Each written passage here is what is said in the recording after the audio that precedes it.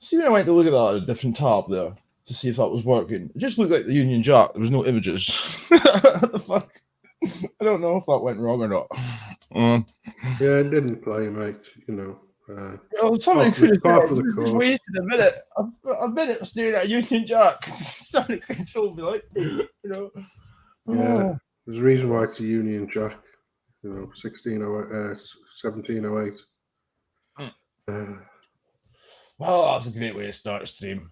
So I sleep in, again, not sleep in technically, but I had 10 minutes to piss about. And then the intro doesn't work. It's been one of those days, to be I honest. think it's a user error. I think the intro's fine. Oh,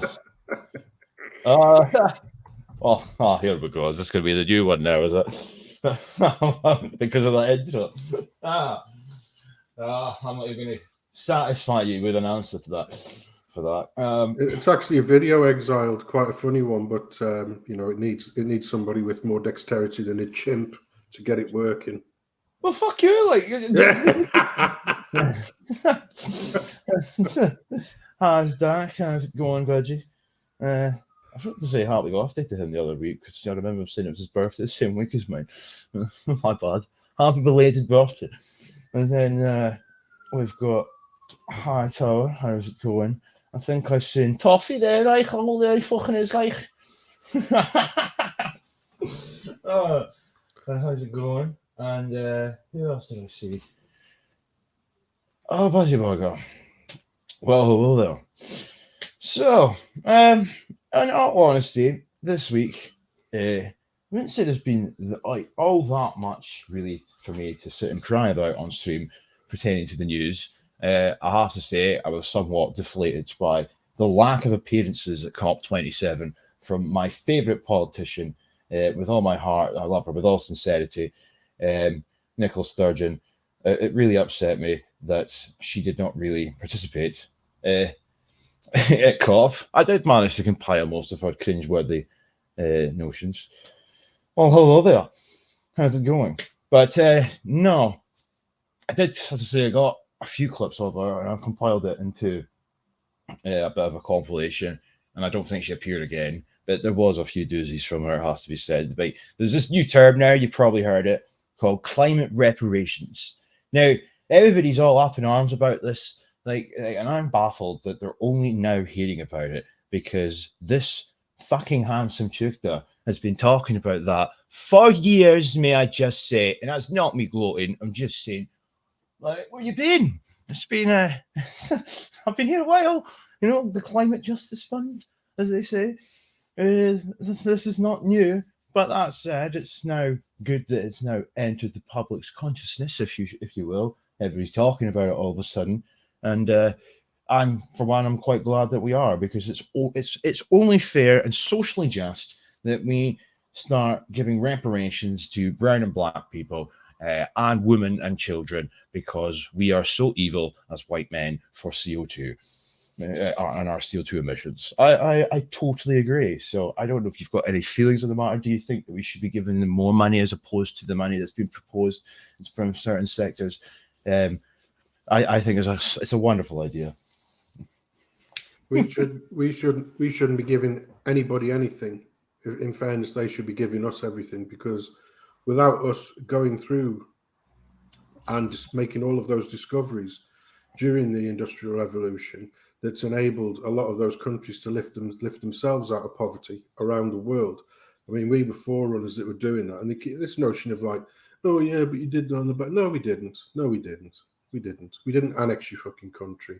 I'm not saying we were perfect, but we're pretty fucking far from being the evil demons that you keep on trying to make us out to be. Right. Every nation we touched as an empire, right, benefited those societies. And you might want to concentrate on the minutiae of, oh well, this was really bad when this happened. This was really bad when that happened. Well, it works both ways. This was really bad. Oh yeah, but you're doing this, you're doing that. Yeah, we were lifting your country up. And don't forget, a lot of that technology that we left is still in use and being used now by a lot of these nations. And like I say, we've not interfered. In fact, we've spent, if you look at the yearly amounts of money that goes out from us to the Commonwealth, You know, they've all got their hands out. Even the rich ones now still got their fucking hands out. You know, the money that goes out of our nation to the wider Commonwealth, if you like. Well, you know, there's your reparations. You know, we've been paying that for fucking years, and you know, it cost us an absolute fortune to run these empires. So, no, you get nothing. You get absolutely nothing. You know, it's the same about saying for because they know that the slavery reparations for slavery is a busted flush. Because you'd say, okay, then, well, okay, if that's my honest opinion on that is, well, if you want to pass a law doing that, then we'll say, okay, well, we'll pay reparations to you, but before we do that, we need to get our reparations from the Romans, you know. Yeah. And those, and you know, the people from the Middle East that used to come down to Cornwall and take our people, we'll get our reparations off them, get some off the Romans. Now the Romans will probably be in line, waiting to hear from, you know, Greece or Carthage about their history. You know, Greece probably said, but Egypt, at the end of the day, when it comes to slavery, Egypt's bollocks because, you know, they were the first ones. So it's all going to land on Egypt some way or another. So basically, there is a chain, a bit like selling a house, you get a house chain. So we'll pay out our reparations when we get paid off the Romans. They'll pay out theirs when they get paid off the XYZs, all the way back to when the Egyptians pay off theirs. But the caveat is, from that money, that reparation money, what we're actually going to do is take out all of the money it's actually cost us to have all you people in our nation, especially since the 1948 and the influx since then, which has been a net drain on our society. And at these rates, by the time we've finished doing all that and we've worked it all out, you'll either break even or you'll be owing us money. And I'm happy to take your money off you. Like I say, so they know that the slavery angle, reparations for slavery in this country, in our country, is a busted flush. It is, it is an absolute busted flush. Couldn't give a shit about the states, and I don't say that in a nasty term. What I'm saying is, what the states is the state's politics for them to decide.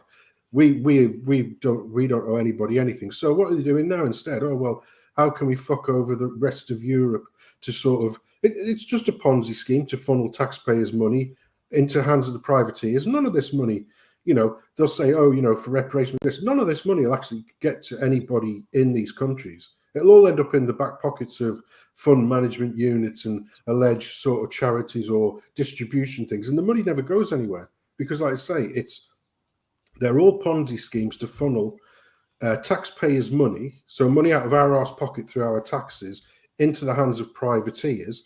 Those privateers then invest in things like land and property, the things that we can't afford anymore, because of the way our finance has been done. And they're doing that because when the finance bubble bursts and fiat currency becomes meaningless, everybody even people who've got savings, but it's all held in fiat currency rather than in gold or in land or in property, they're going to get wiped out overnight. And that's the plan. And these governments are just going to go around and say, oh, sorry, you know what I mean? And because they've been annexing all of the money, fiat currency, while they can until it gets to the bubbles burst, and invested it in tangible assets, they literally will own everything. And if it gets to that stage there, they obviously will be introducing digital IDs linked to digital currencies, linked to your carbon footprint, linked to all this bullshit, because it's all about control, because these people are in a tiny, tiny minority. And like I say, these globalist elites, they're in a tiny, tiny minority. And the only thing, that they worry about is the number of people.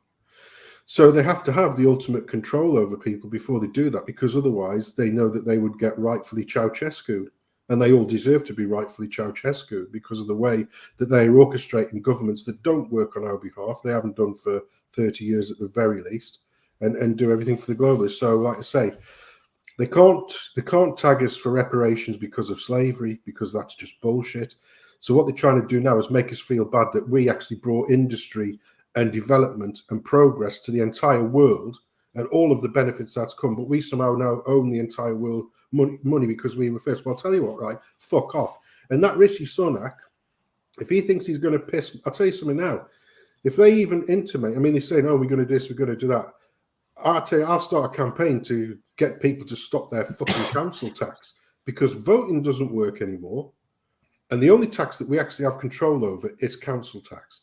So voting doesn't work anymore because we vote in people to do things and they don't fucking do it anyway.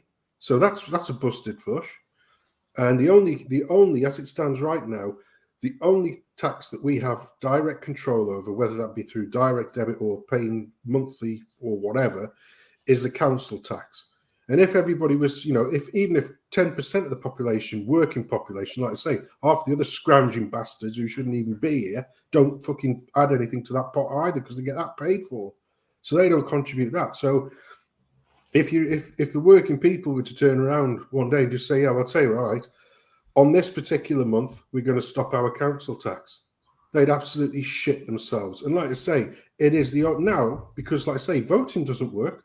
We voted in people to do things that they've done the complete opposite. It doesn't matter which party's in because they're no difference. Therefore, the only tool that's left in our box without, resorting to, the very thing that we don't want, or when I say we don't want it, what I'm saying is, no, you don't want civil war in your own country, put it that way. It doesn't work out very well for anybody. However, if we force the hand of the politicians even just to listen to us, it's not so much the fact, they don't do anything. They don't even listen now. They literally don't listen. Nobody wants anything to do with this green bullshit. Nobody wants anything to do with the notion of reparations and all this bullshit. Yeah? And we keep on telling them, we don't want any more fucking immigration. We want it stopped 100%, absolutely. Not just fucking dinghy divers coming over the channel. Entirety. We want you to send them all fucking back. Not to Rwanda. Send them back to wherever the fuck they come from. And if they won't tell you, send them to the worst fucking shithole that looks about right. Because it's that choice, or they tell you actually where they're from. Or we send them to a fucking island that we've got like Elba, or, some fucking horrible devil's fucking island, like fucking Papillon. Send the fuckers there and say, well, you go there, you're not staying here, and you can stay there until you tell us where you're actually from, and then, we'll send you there. It's happy days. But so, like I say, the governments won't do what we're asking them to do. Voting doesn't work. So, like I say, the only tool that's left in our arsenal, to actually just get the politicians to turn around and even think about it, would be to organise, something along the lines of don't pay your council tax this month. Now, obviously, they're saying, oh, well, we'll fine you. You don't fine people, because what actually happens is they'll turn around and say, well, oh, you didn't pay your council tax this month, and it's like blah, blah, blah, blah, blah, blah, blah, blah, blah. Yeah? And you can dole it out and spin it out as long as you want. At the end of the day, if you pay the fucking council tax thing, it goes away. So all this threat of like, oh, we'll arrest you, fuck off. Yeah, well, you might do if it was me, but put it this way: if I was from a protected group, you wouldn't go anywhere near that. Which is another hateful thing: is the double standards in our fucking country now. So, like I say, I hope that's explained why I don't think we should be going anywhere near climate reparations, just as the same way we shouldn't go anywhere near slavery reparations, because the rest of the world should be on their fucking knees kissing our feet that we gave them all that from the start, and we got rid of slavery. So thank you. If you want to put anything back into our pockets instead of trying to filch them, please feel free to fucking do so. Oh, man. Oh, man. I will say as well, though, I mean, you're right there. I mean, this is the same thing. The climate reparations, it's the exact same thing. But this time around, though, when it comes to the climate change narrative, they think they're on a winner here because they've managed to cement a narrative that would suggest it's just the white man's fault, the white country's fault, because they're obviously using the bullshit about the Industrial Revolution being the sole creator of this alleged change to the world's temperatures or the world's climate. This is where they use the graphs and whatnot from. They start from the Industrial Revolution. This is what they're teaching in schools now to kids as well. I do have a video on that we'll put up at some point. This is what they're doing. And they do that because they get to use it as the excuse that's why white is so advantageous historically, because they had all the money off slavery that they used, and then they threw that into the Industrial Revolution, and that's what's caused the CO2 rise, and that's what's meant that all the browns and blacks around the world, all their countries have been held down because they had all the resources stolen from the white man so he could fund all that into the Industrial Revolution. And it's just shit. As we've said so many times before, there's certain periods of time historically where the weather's been a lot warmer than it is now, like the medieval warm period, which was before the Industrial Revolution. That's why they won't talk about it. There's a few clips here. I've got, I think this one's Sturgeon here talking about it's been like the woman from the climate change, and then there's another one that I've got before the music started, a compilation where she brings up the reparations thing, and then I think it would be only fitting to put on how they're teaching this to kids. The Climate Justice Fund, as they're calling it. So here's the first one. I think in that photograph, you see one of the reasons for what is a gap in the sense and the impatience and the passion in civil society and amongst people outside the negotiating room and what is being done in the negotiating room. Because Laurence is right, there are women everywhere in climate debate and discussion, but the decision makers are still overwhelmingly men. So if we get more women from outside the room into the room, then perhaps we can start to close that gap more quickly. Because women are being disproportionately affected by climate change. They often are the ones who need to design the solutions, because often it's their lives that are affected not just by climate change, but by the solutions to climate change. So we need, not just the climate, but on every issue under the sun, we need more women around the negotiating and decision-making table. Let me get the other clip up. This is like the same nonsense she was saying at COP26 about women, like climate change, women most affected. It's like they're walking memes. Like that's a meme, just for lack of a better term. And she says the same shit every year. It affects women more. Now, I'm not like one of these anti-women type of guys, right? There is quite a lot of these spurgs on Telegram who call themselves narcissists now, who sit and denigrate women all day. I don't have time for that shit. I think it's pathetic, really. And that's not me white knighting. I just think that you're spurgs. But like women like Sturgeon, however, that's enough to make you hate women. I don't. I hate her, and I hate women who spew that nonsense out. But everything's about women. We need more women in the negotiating room. We need even more women. In fact, we need more women than men. In fact, we don't need men at all. We just need women. Why? Because you're women. Because your ideas are so fucking great. Given the fact that our countries, you could argue, are in such perilous conditions because the men in our countries who are supposedly the ones that make our rules and our laws and our policies act like women, and then we've got women. No offense to the women watching, but it's very feminized, like very wet white, very, what's another word for it? Gay, for a better term. So just saying, but this one here, this is talking about reparations. Oh, she's such a pain in the arse of a woman, really. Let me see. Share this. Okay.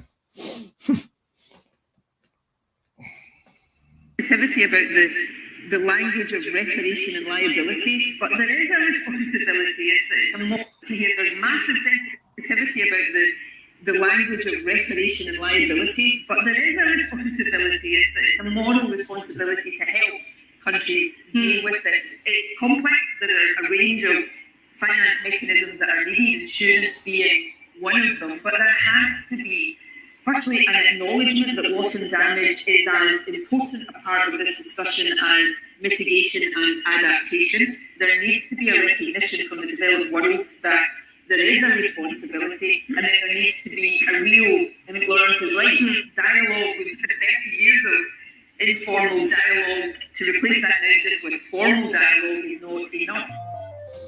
So there you go. So there's my two clips of Sturgeon for the evening. There won't be a third, I could have promised you that. But it's nonsense. It's always women, reparations, women, and it drives me demented. Really does. Can you imagine, like, a man sitting on the stage, right, at COP27 saying the problem with the discussion right now is there's not enough men. Or even better, white men. Can you imagine it? Can you imagine starting? I've seen a lot of browns in this room. We need more white men. You just wouldn't hear it. But it's fine for her with her gelled fucking bowl cut to fly over in her CO2 emitting plane to spew out that waffle, bragging as usual about how Scotland was the first country to adopt climate reparations. Scotland was the first country to declare a climate emergency. Oh, pat yourself for the back, Sturgeon, you useful fucking clown. Fucking hell. Really, she speaks on behalf of herself and the things that she's been instructed to sign us off on, but she uses the framework of saying it's Scotland, and it's an embarrassment of epic fucking proportions every time she opens that thin-lipped mouth. But and here's the climate justice thing. The last video, I sent this to you earlier. I forwarded this on to Telegram. I think this video is horrid, in truth, because it gives you an insight into what they're teaching kids. And this isn't just limited to Scotland, but this is obviously kids in Glasgow.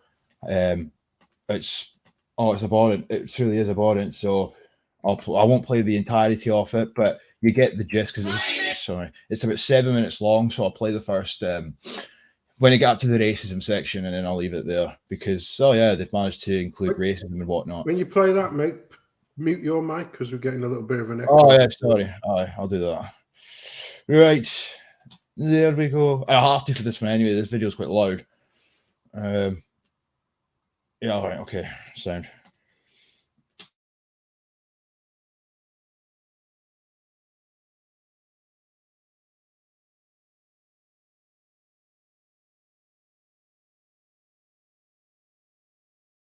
Justice, according to a kid. What is climate justice? Climate justice means to talk about how climate change affects people, not just the environment, and how it affects some people much more than others. Climate change is very unfair that way. The people who did the least to cause it are already suffering the most, while the people who did most to cause it won't feel the effect for years.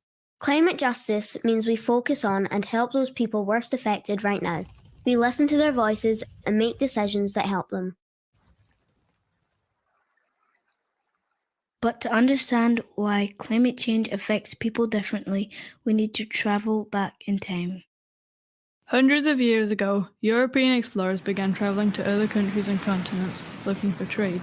They sailed to places where people already lived, places rich in natural resources and culture. The Europeans decided that they wanted it for themselves. They began to take over and colonize these places, taking what they wanted, including people for slaves. They did this in many, many countries. This meant that the colonizers became very rich, and the people they colonized became poor, and lost a lot of their natural resources, like forests, good farmland, clean drinking water, and their indigenous knowledge. Then a couple of 100 years ago, we had the Industrial Revolution. Fossil fuels were burned to power factories and to ship goods and materials around the world. This meant there was huge demand for natural resources like wood and coal to burn. This caused huge destruction of ecosystems, especially in colonized countries. The Industrial Revolution was the start of climate change. Also, the idea of racism was invented at this time to justify the enslavement of black Africans. In European countries, during the Industrial Revolution, poor people moved from the countryside to big cities to work in factories. They lost their land, and the working conditions in the factories were terrible, with very low pay. This is still happening in countries across the globe today. The effects of colonisation, the Industrial Revolution, and racism can still be seen today. Around the world, Indigenous people, people of colour, poorer people, women and children are already suffering because of climate change, even though they did the least to cause it. This is climate injustice. It's not fair! What does climate injustice look like? To talk about unfairness across the globe, people often talk about the global north and the global south. The global north means the richer countries that control most of the money and resources. The global south means the poorer countries who have less money and resources. The global north uses more than our fair share of the Earth's natural resources. For example, the average European emits the same carbon in 11 days as the average Bangladeshi emits in a whole year. We do much more than the global south to cause climate change, and yet we are suffering much less just now. We have bigger houses, more cars, more possessions, and create more waste and carbon to live our lives. The Indigenous people of the global south didn't cut down forests to create monoculture farms or build huge factories that spew out waste and carbon emissions. However, they are suffering while the rich land and factory owners are safer. It's not fair! So you kind of get the gist. This is what they're teaching kids. And of course, it's as Hightower so rightly says, it's the evil white man, you know. And as you know, as well as that, they'll say like the indigenous global south, like all of the key terms are being thrown into this narrative, one of many, but where they say that they're all indigenous, but we're not indigenous. No, we're just white. It's pissing me the fuck off, really. I'm indigenous. I'm probably more indigenous than half these brown people that claim they're indigenous that live in fucking North American continent. Considering that's not where they come from originally. But yeah, who am I to judge? But yeah, climate and it's not fair. It's not. Of course, it's not fair. It's not fucking fair that we've been blamed for all the nonsense as well. But hey ho. Well, you going out to that child abuse, as sometimes Sue said.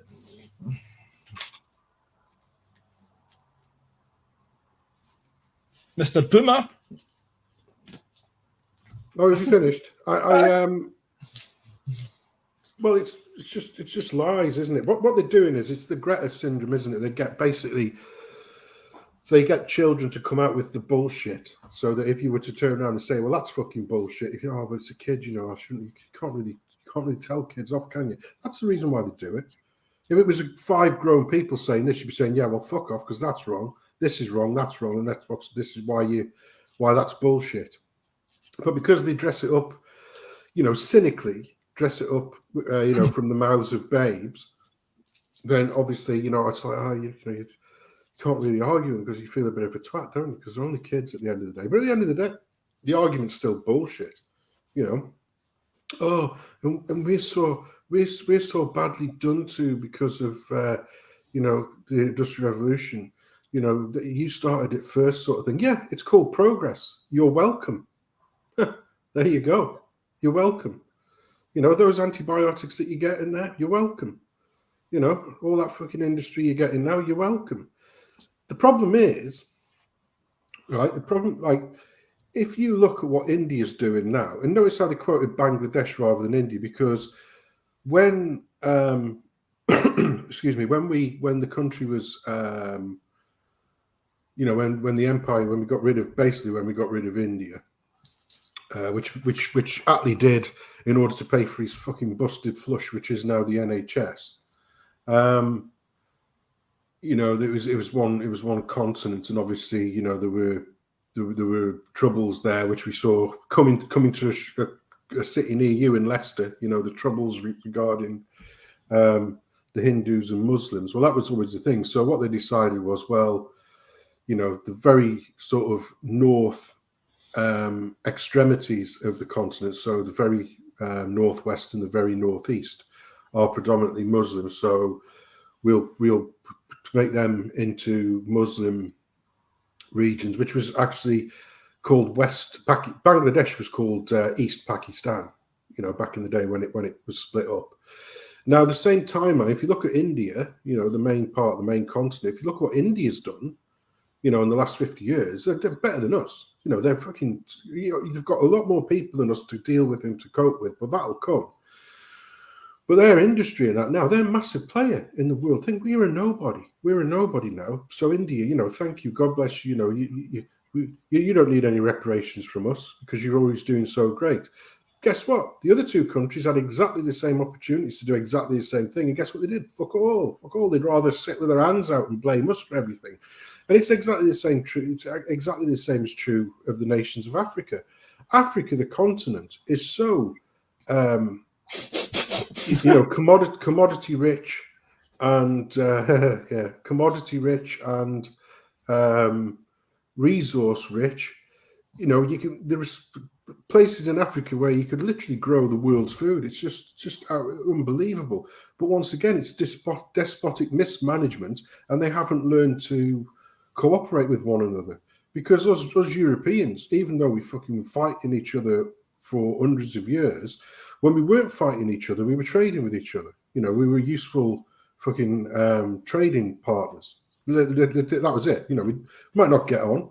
You know, we aren't going to go into some kind of consolidation like what they're trying to do now globally, but we did trade with one another. Now, if Africa could adopt that same kind of model rather than the greedy, selfish one that they've got now, which is usually overseen by some despotic dictator type, Africa would be literally would be the world fucking leaders. You know, they'd have everything. You know, they've got the land mass, they've got all of the resources, they can grow everything they want. They just haven't learned to cooperate with themselves. So why isn't Africa a superpower? Well, because, you know, all of the things that we try to bring to the world, well, what we did whilst it was under the British Empire, they all need to be demonized and poo-pooed and everything. You know, and like I say, you know, and what's the benefit for us here? Flood into the country now. Oh, that's payback, is it? No, it shouldn't be payback. It shouldn't be payback at all. You know, we've never wanted it. This is treachery from the government level from 1948 onwards, basically, because as a nation, we've never wanted, you know, mass immigration. We've never wanted immigration at all, to be fair. You know, the odd people, individuals that basically become the narrative. You know, oh, there was a trumpet player in Henry VIII's kingdom, or oh, well, there was this one Roman soldier who was based up at Hadrian's Wall. You know, he was from Africa, so basically the entirety of Britain was black. You know, it's fuck off. You know, your narrative just doesn't.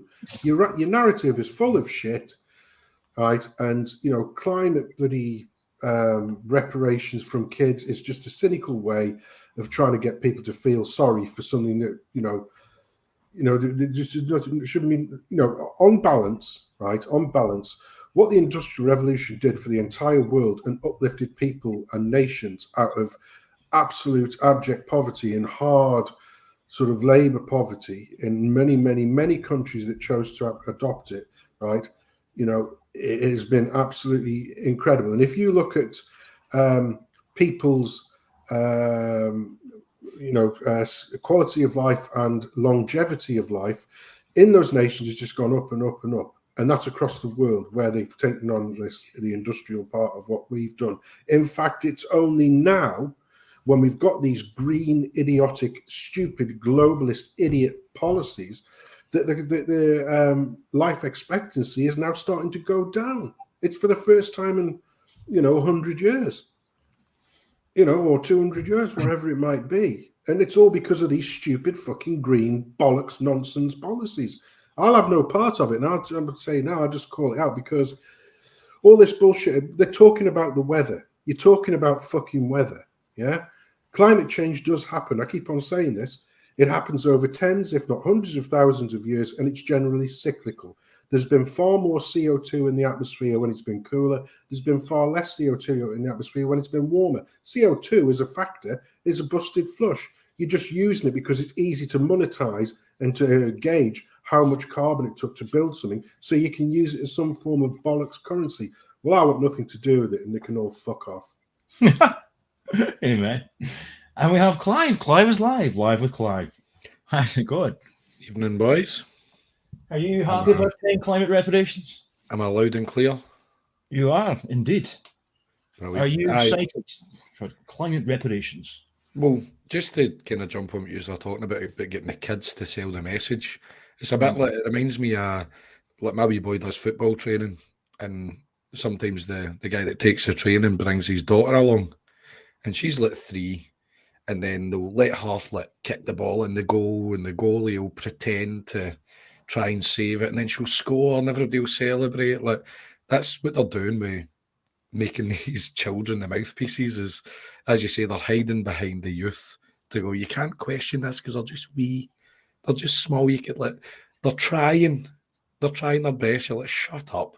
But I don't know if you played that video just to bait me to come on. Like, see, when you talk about me being Clive, and you then pretend you're my ghostwriter, you write all my scripts, like, just to bait me to come on. Like, I don't know if that was the plan there with that video, but oh my God, it was fucking infuriating. It was basically like, not only did the white man invent climate disaster, at the same time they fucked the entire planet, they also invented racism to screw with browns and blacks. You're like, oh, brilliant. I can't wait for my children to be taught fucking pseudoscience and fake racism.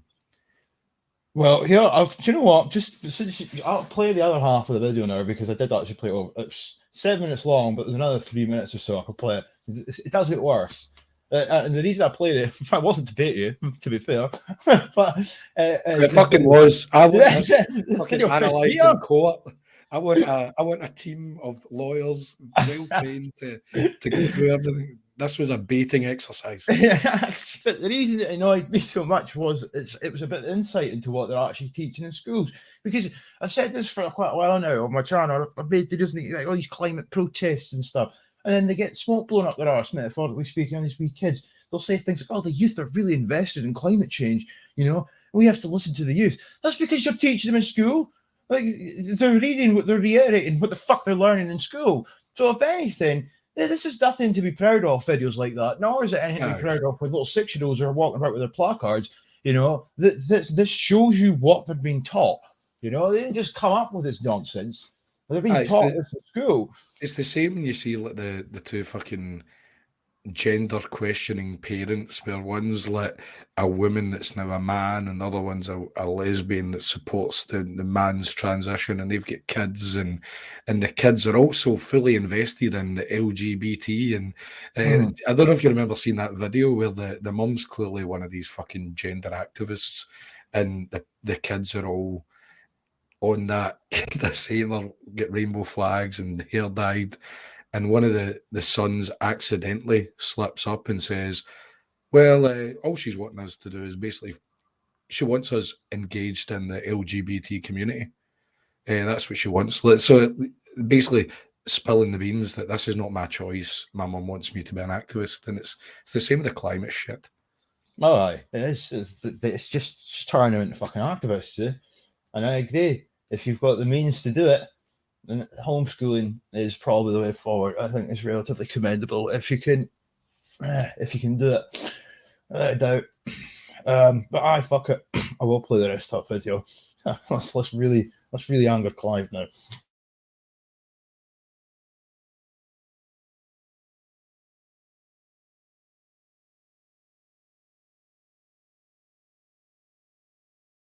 Wildfires and drought are happening more in the global south than the global north.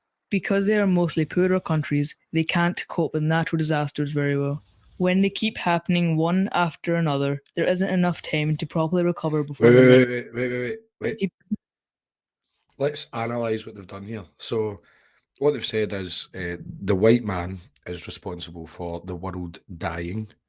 They also invented racism to hold black and browns down, but the black and brown countries need the white man to send them money so they can battle the white man's invention of climate change and racism. So we're all to blame. It's all our fault. It's our ancestors' fault. We should feel guilt forever.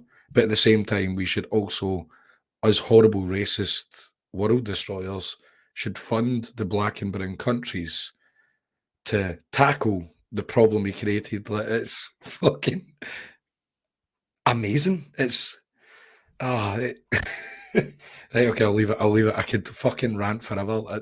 You have baited me. I'm not accepting any other justification for you playing this video. It's to bait me to come on and get annoyed. Who are already struggling are struggling even more. It's not fair! In the past, rich nations promised they would give poorer nations money to help them, but instead of giving them money, they loaned it to them, like a bank. The poor nations can't afford to pay back, so they get even poorer. It's not fair! Climate justice means that sounded very anti-Semitic, to be honest. The global north will be able to help the global south deal with climate change without asking them to pay. They would help them protect their homes and grow food in a changing climate. Climate justice also means that the global north will do the most to stop causing climate change. Climate injustice can also be seen in the global north. When a drought, a wildfire, or a flood hits, people with less money find it much harder to recover. It's not fair! Also, people with less money find it harder to make green choices, like recycling and buying organic food. You shouldn't need to have loads of money to look after the earth. Climate justice means the government or local council would make it easier and cheaper for people to make green choices. It would be easier to recycle. Public transport would be better. We would have more and safer bike lanes. Pavements would be wider with more trees along them to make walking safer, nicer, and healthier. Climate justice would mean the people living in poorer areas would have the same access to green spaces as people living in richer areas. Climate justice at COP26. Many people from the global south are already living with climate change and can teach us a lot about how to best protect the earth and adapt to the changing climate. But many of them can't get to Glasgow because of vaccine inequality, visa applications, and the cost of travelling. So the retards that can't build a stable economy can educate us on climate change. Okay, big man. Oh, so much to say, man, honestly. Oh, it's just. I've been successful since I'm. Got him annoyed. Got him on. I knew that. Fucking yeah. I'll get the subs up. You know, an angry client. I'm just getting the popcorn. I don't know. I mean, I just turn it off and start talking about Vox, inequality. Shut up. But do you think that it's very convenient that at the time where all your Pudsey Bear funding and the Feed Africa funding, all that kind of starts dwindling because people are going, listen, we've been fucking pumping billions into these projects and it looks like fuck all has changed. They've then moved on to, the world's dying. We need more of your money to squander. There's always a new project. There's always a new disaster to fucking funnel your money into that then gets distributed to all these elites and I would argue some of the bankers they talk about. Yeah, but that's exactly it, though, isn't it? They dress it up like that little graphic, the stock film graphic where you saw. The awful Northern European stock or Northern and sort of hemisphere stock stood on a pile of money, and then you've got this noble sort of wealth redistribution to the poor. The wealth redistribution, it does get taken out of the Northern Hemisphere's arse pocket, or particularly the West, the West and wider Anglosphere's arse pocket. But the redistribution part finishes at the redistribution points. So it never gets beyond those. So in other words, all of these funds that are set up, all of these organizations that are set up, all of these things that if you do a little deeper digging, you'll see that they're sort of supported by Tony Blair. They'll be supported by fucking Palpatine Schwab. There'll be George Soros to death. Gatesy will have his little grubbies in there as well. And basically what happens is the money gets pushed into all of these so-called redistribution companies, but the redistribution just doesn't happen. What they'll do is they'll put a Portaloo in fucking Mecca or fucking Riyadh or in Nairobi or somewhere, and they go, there you go, you've got clean sanitation now. We've put a Portaloo in for you, aren't we so good? And the other, 200 and odd trillion, 199 trillion, 999 billion, 999, all the way down to you've got, the 200 quid that it costs for the porta potty to get put in fucking Nairobi goes in the arse pockets of, the usual suspects, the globalists. And like I say, they're doing that now, and it's been accelerating, from COVID. They tried it with climate before, and it was a busted flush. COVID gave them the tools and the weapons to actually start doing this annexing properly. So there was wealth transferal in COVID, which we saw, all up front. But that will be a drop in the ocean compared to what the old climate hoax is going to do. And this is what it's designed to do, because like I say, all of that fiat currency, which unfortunately, we are still dependent on that at the moment, because it's the only fucking mechanism we have to trade. I mean, you can get invested in alternatives like Bitcoins and stuff like that. But as we saw the other day, one of those companies went arse over tit the other day. So it's nothing's ever guaranteed. So as it stands now, the vast majority of people are still held and tied down by the fact that we still need to use fiat currency. And the problem is that, excuse me, a bit of the old history debunks there. So Were you just talking mute my about mic. FTX, that crypto company? Yeah, well, whatever. But that just sprung up just before Biden's campaign. But anyway, when the fiat currency we are still held to, but because they are devaluing it all the time, unless you're one of the already quite wealthy, we haven't got enough money. We haven't got enough money to be able to reinvest that in any meaningful way into things like the tangible assets that they're talking about, such as property, land, gold, minerals, all the kinds of things that actually retain value, irrespective if there's no currency. Those things still hold value because they are tangible assets, yeah, and they're non-perishable. So land doesn't disappear, or generally doesn't disappear. Property can be built on and taken down. Gold, doesn't degrade away to dust or whatever. So they take all of that money. Like I say, we have these schemes which literally take the money out of your arse pocket.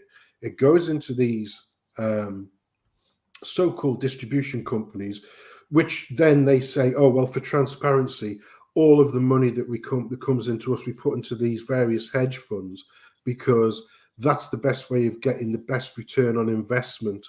The best, yeah, exactly, Woodland, yeah. Best return on investment is if they go into these hedge funds, because for every 1 million that comes in, we'll get like 1,050,000 or 1,100,000, be like a 10% return. So it's really, really good. But then what they do is these hedge funds, all owned by the same fucking people, all endorsed or all sponsored or are sponsors of the same people. It's all completely incestuous with regards to these globalists. Is those companies go out and say, right, we're going to buy this land here. Farmer Gates, he's annexing every bit of farmland he can get his hand on, not to farm, or if he is, it's not to farm for us, put it that way, because the whole point is to always run. Now, this is the acceleration part.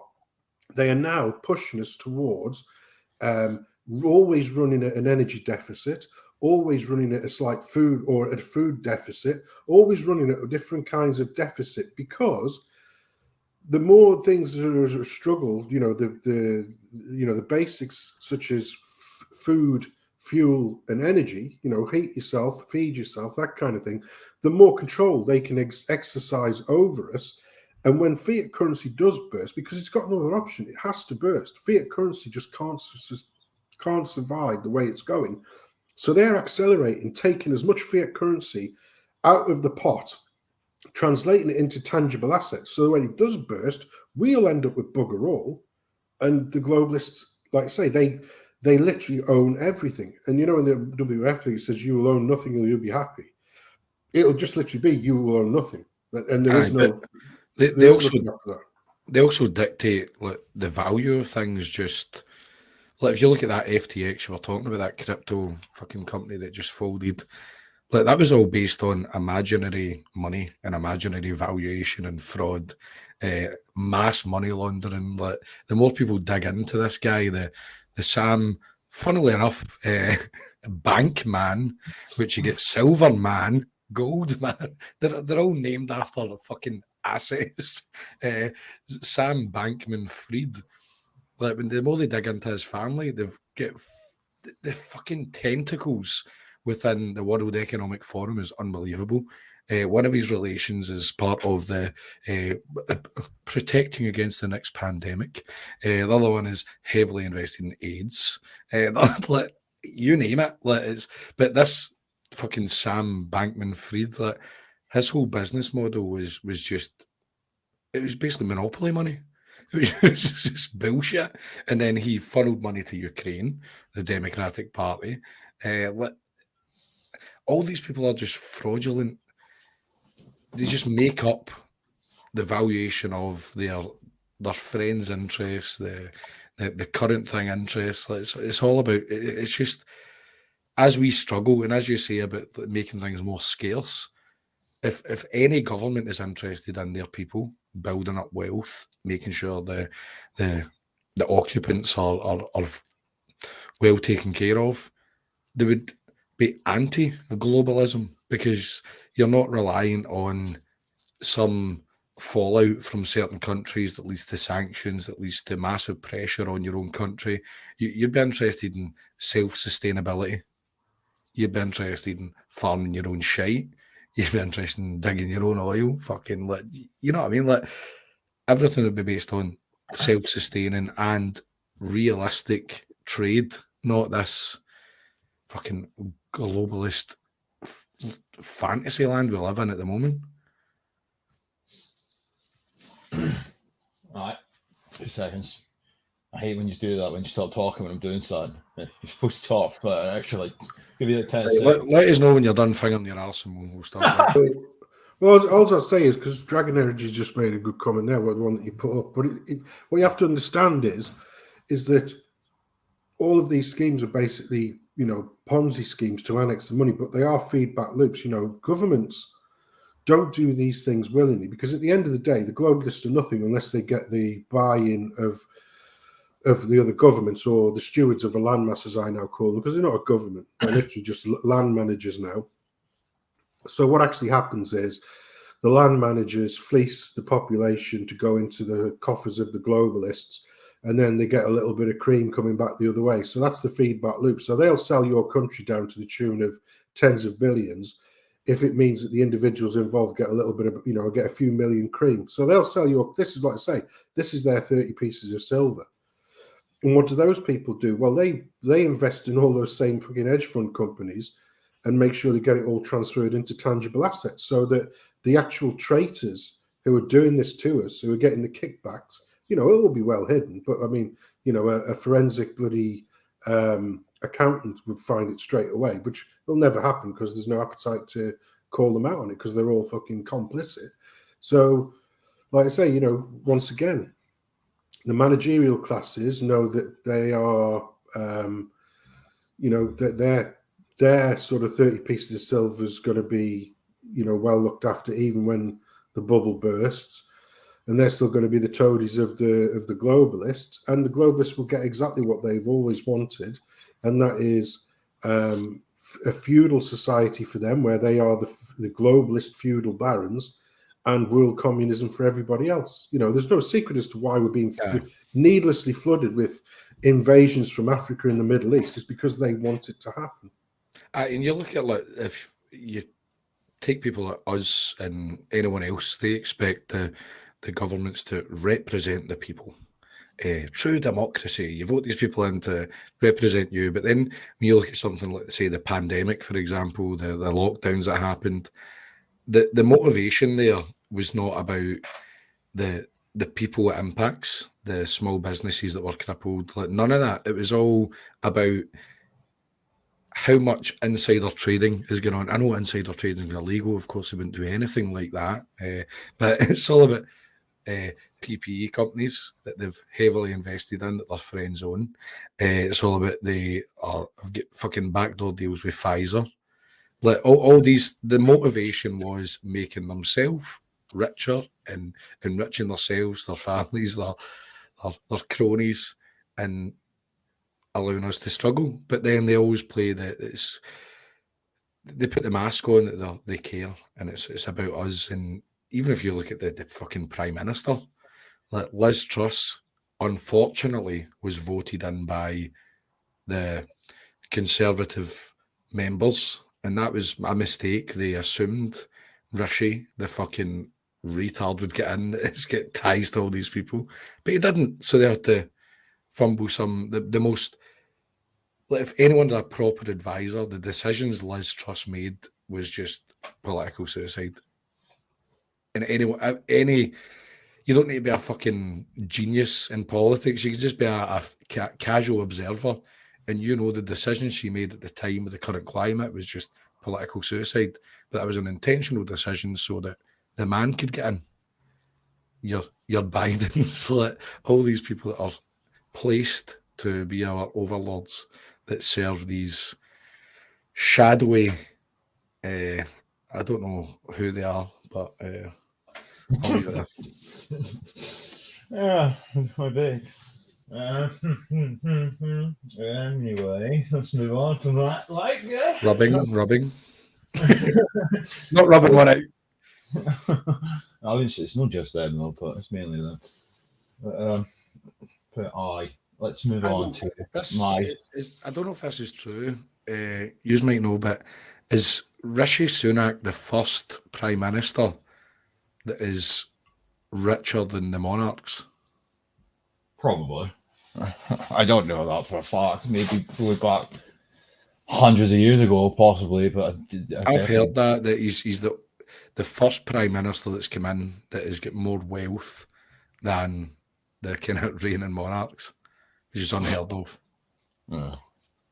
And he's brown.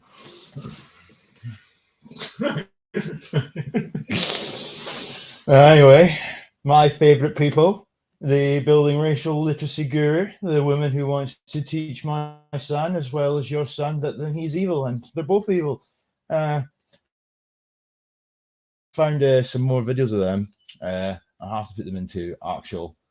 I don't know if I want to upload them in full or whatever, but there's a few in this bit here, and they've been kind enough to timestamp all the different conversation talking points. So I think we should go through some of these and find out what they think they're talking about, because they don't have a fucking clue. But it's nice. I love how they just make up words as they go along, act like they're fucking experts. But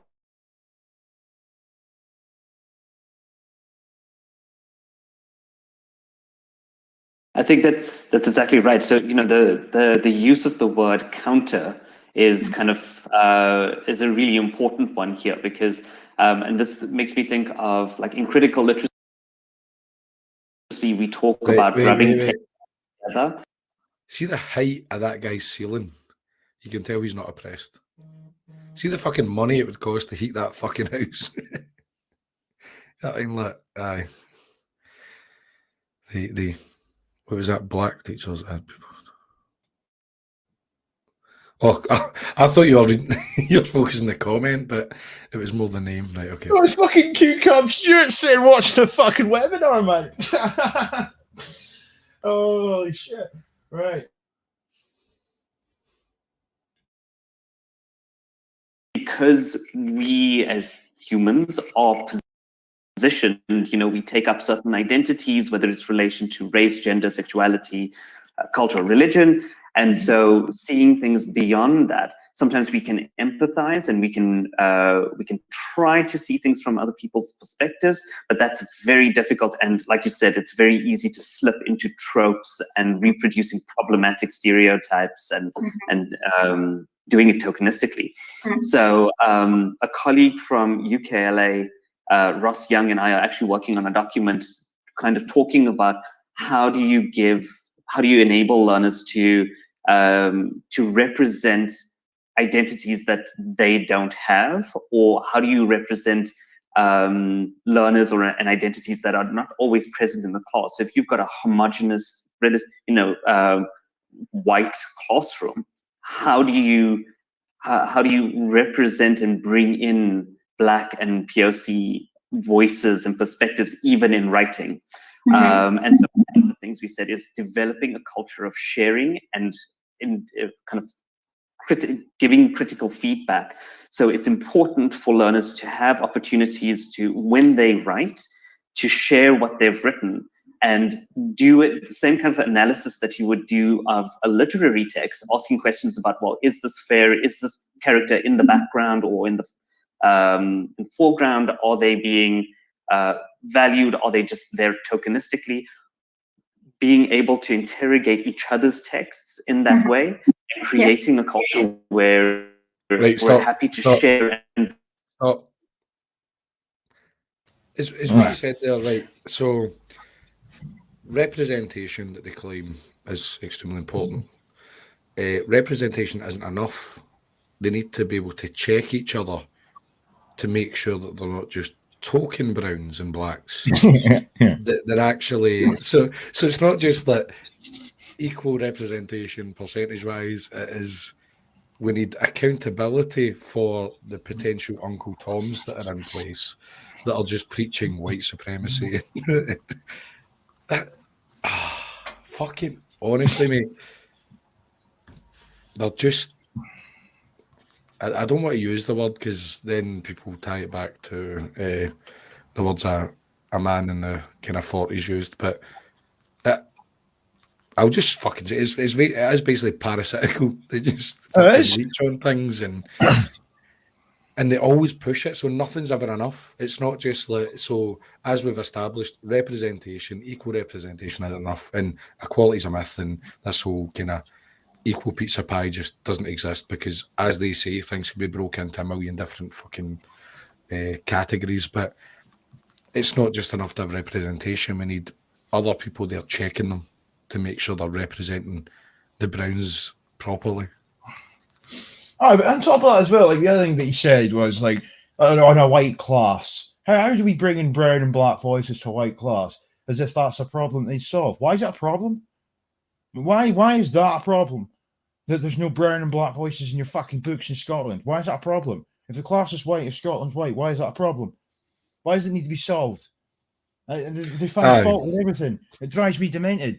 It really does. And then if there's a book with a black character in it, is he a main character? Why is he not a main character? He should be a main character. But by saying that the black guy should be the main character, that means that the white guy should not be the main character. So why can't we throw that in his head and say, why would the white person have to be in the background? Why does he have to be in the because he's white? Like, what the fuck is this? Like they insinuate that the blacks in books or whatever, they're in the background because they're brown. They should be in the forefront. But by extension, what they're saying is the white guy should be in the background because he's white. That's what they're saying. But even at that, like what they are saying, they don't believe. Like they're massive intersectionalists. So the fact that there's a brown or black person, even front and centre, they go, well, who does that black and brown person represent? Does that represent my community, my culture, or does that represent some other culture? So if that person's just there because they're there, that is essentially tokenism. So they need a person that is fucking Indian. They need a Pakistani. They need someone from Somalia. They need so it's intersectionally representative. And with that kind of fucking word you're trying to fight, it's impossible. It can't happen. It's like there's no way they can put that in place without it looking like some South Park caricature. What's this as well? Has any of you heard this? A black poppy. What? I don't know if any of you have heard of that. Like, I've no. I'm kidding. I don't even know if I want to know. To be honest, Sansom, have you heard about that? Yes, mate. I can send you if you want. Give me 2 seconds.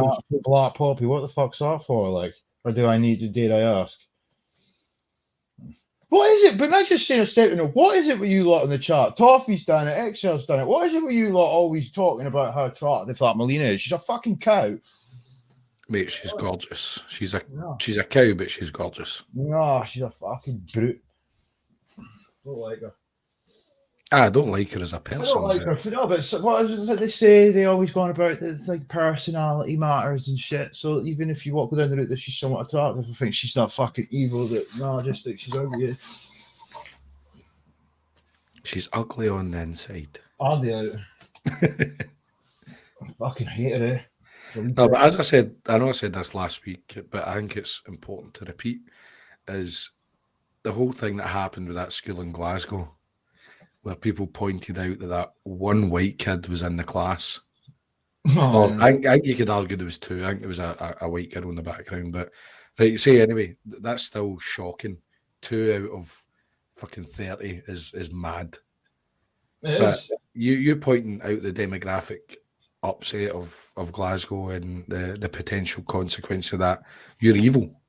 But if they talk about the sole brown person, or there's a few black and browns in a class, think how they'll not be represented. But then you've got a school that's got like fucking black power symbols like spray painted on walls. They're talking about anti-racism. They probably get their own anti-racist school club. Like, think about how that little white kid feels when they're just been bombarded that they are the evil person that has oppressed all the fucking classmates that he has in front of him.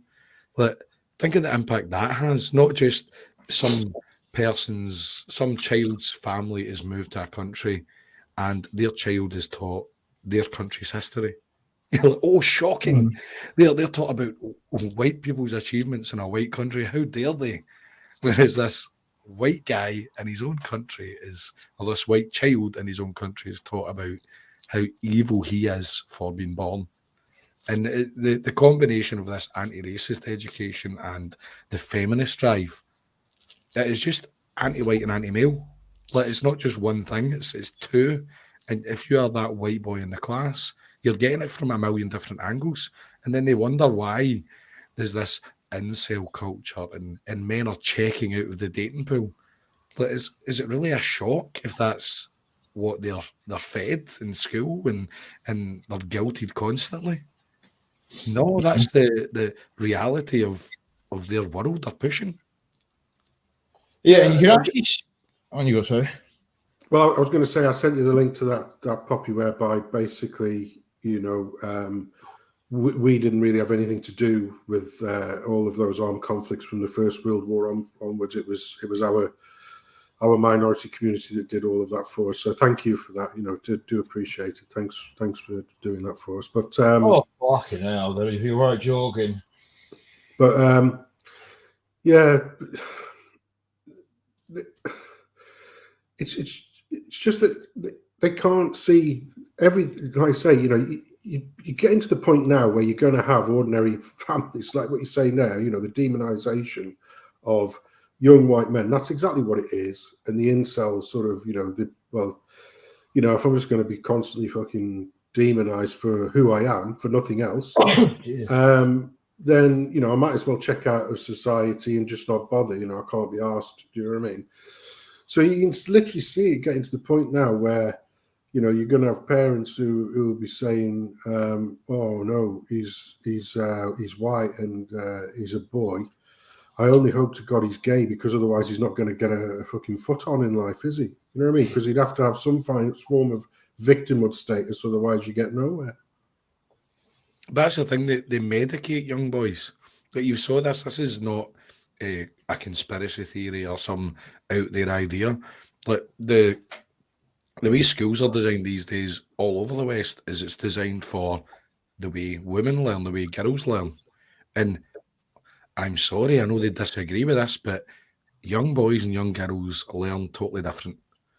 I'm not opposed to some kind of mixed idea where I could probably go as far as a girl and boy school. Like, I don't think that was a stupid decision, but if they do have the mixed, yes, each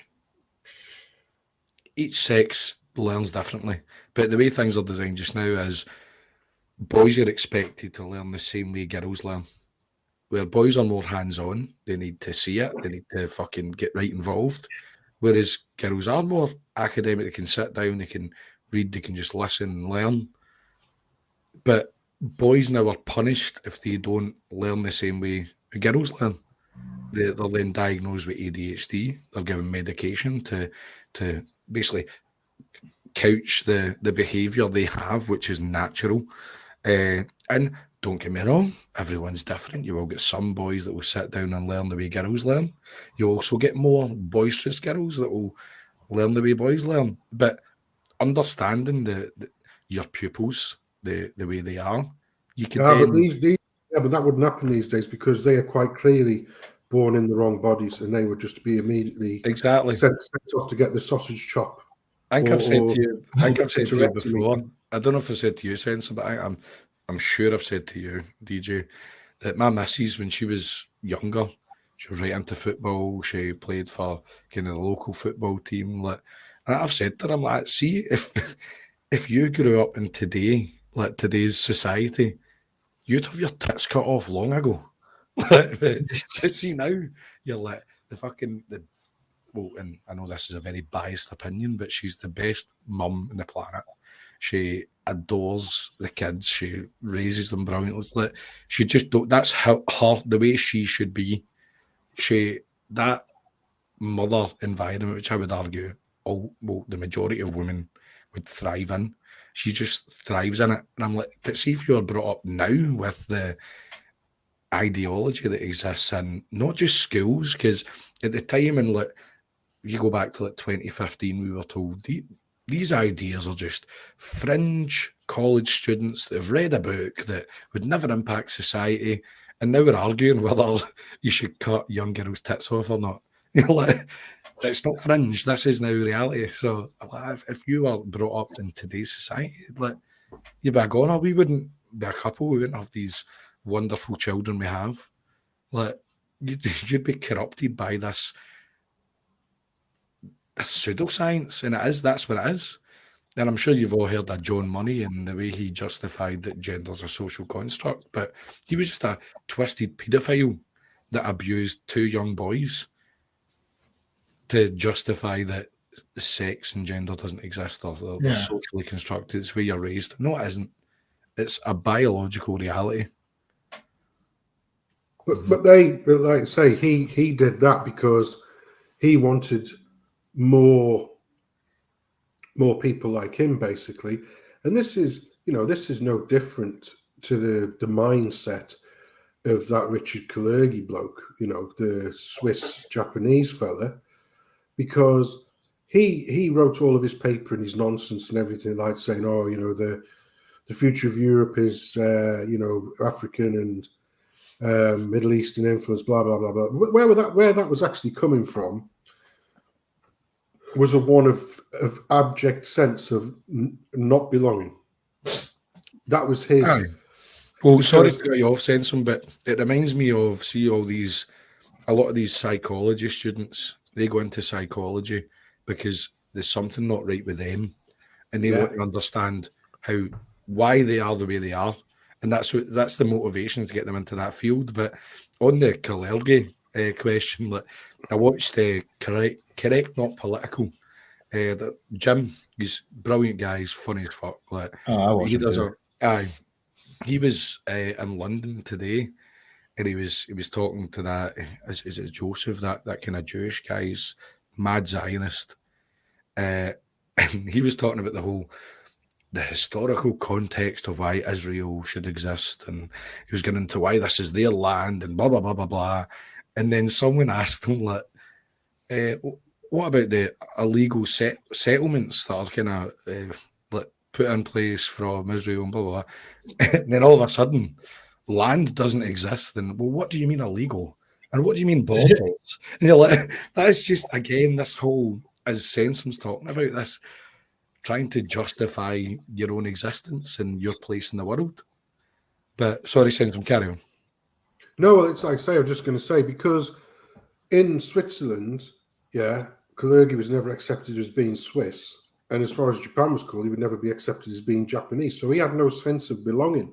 So in order to feel like he belonged, he had to basically come up with papers and that to make the whole of Europe basically a mixed nation, so that he would belong. Because if everybody was mixed, then he would belong. Do you see what I mean? And it's that exact mindset that drives all of these people, because they themselves are affected by that particular what's the word I'm looking for, that weakness or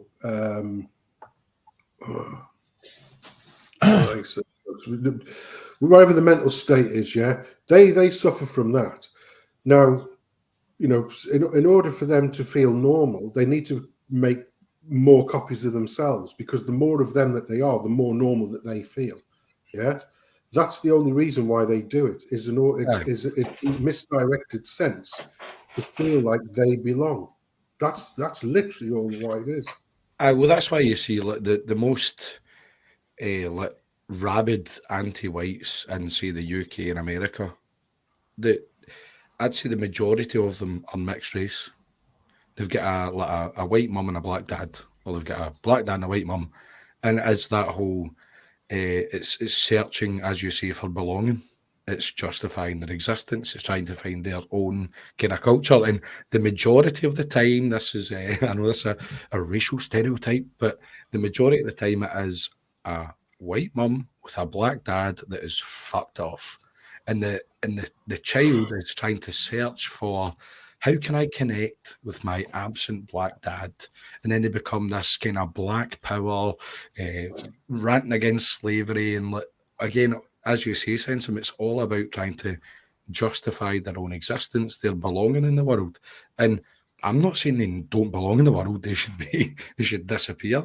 Let mixed race people exist. They have a place in society. But if you search for your own existence and that leads you down it leads you down a road of fucking over my people, my country, my ethnic group, I'll call you a cunt. But if you're a mixed race person, your mum's Scottish and your dad's Jamaican or fucking Nigerian or whatever, yes, you can exist in Scotland. You can share our culture because you're half us. Like, but if you make it your life goal to try and deconstruct my identity because you're lost in the world, fuck you.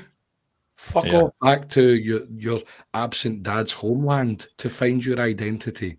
And hopefully you don't get abused and fucking you end up a fucking headline. But if that's your prerogative and you want to search for your own identity, go and do that fucking elsewhere. Don't deconstruct my worldview, my identity, that my children need to grow up learning your bullshit, your insecurities to make you feel better. That's not my job. That's not my kid's job. That's not my country's job. It's not our fucking problem either. It's not, exactly. It's not a fucking issue. Your insecurities are your insecurities. Go and sort that outside of the curriculum. Go sort that outside of government. Exactly. I agree. I absolutely agree. And this, I wanted to go into this. Obviously, I don't want to make this stream too long, but this got sent in the Telegram chat to you and me. I couldn't believe this when I read this earlier on. So, masking children in schools can reduce effects of structural racism. I mean, what? I mean, can it get any worse? I mean, I'm never surprised nor shocked anymore. But this one's a bit of a doozy. Because people like this genuinely exist in the fucking world. Masking of children in school may not do much to prevent aggressive coronavirus like COVID from spreading, and it may lead to suicide pre-educational outcomes. But one thing a universal mask mandate can do is reduce the effects of racism, according to leading researchers. The New England Journal of Medicine has published a study laced with speculation and opinion in which the authors say universal masking policies in schools work, if ever so slightly, to contain the spread of the non-existent deadly virus. At least that was when their 15-week study showed. Lifting mask mandates in schools led to an increase of 45 cases of COVID per 1,000 persons. But wait, there's more, as the article says. We believe that universal masking may be especially useful for mitigating effects of structural racism in schools, including potential deepening of educational inequalities. Districts that choose to sustain masking requirements longer tended to have school buildings that were older and in worse conditions and to have more students per classroom than districts that chose to lift masking requirements earlier. In addition, these districts have higher percentages of low-income students, students with disabilities, and students who were English language learners, as well as high percentages of BAME staff and students. Our results support universal masking as an important strategy for reducing COVID in schools and loss of in-person school days. As such, we believe that universal masking may be especially useful for mitigating effects of structural racism in schools, including potential deepening of educational inequalities. And just to finish off, among school districts in the Greater Boston area, the lifting of masking requirements was associated with an additional 44.9 non-existent deadly virus cases per 1,000 and staff during the 15-week period, after the statewide masking policy was rescinded. They continued, they wrote about historic oppression, structural racism, and settler colonialism, and that Black, Latinx, and Indigenous children and adolescents are more likely to have severe COVID-19, to have a parent or caregiver die from COVID, and to be affected by worsening mental health and by educational disruption than their white counterparts. Oh, my God. This is a new one on me. Like, you really... fucking unbelievable. Understanding COVID policies requires attention to power, always power, and existing historical and social-political contexts.